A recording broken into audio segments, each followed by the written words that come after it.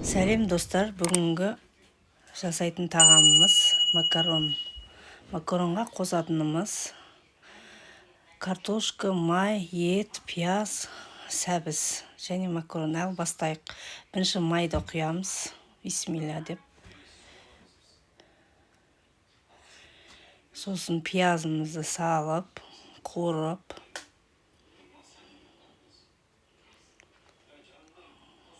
Одан кейін сәбізімізді саламыз. Оны да қуырып аламыз.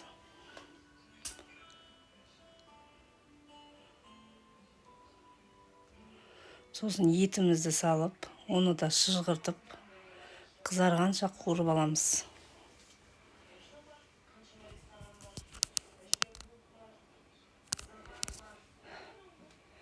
Шыжғыртып әбден қуырып болған соң картошкасын салайық. Картошкасын саламыз. Оны да картошканы сап болғаннан кейін оны да әбден қызартып қуырып. Ет тұздалған, тұз салмаймын. Тұз кейін су құйғаннан кейін дәмін көріп салуға болады. Әбден қуырып болғаннан кейін қызарғанша қуырылсын. Қуырып болғаннан кейін шамалы су құямыз. Енді қайнасын. Әбден қайнасын, бір жарты сағаттай қайнаған соң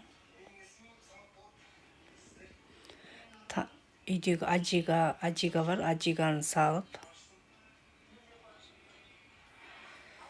оны да шамалы қайнатамыз.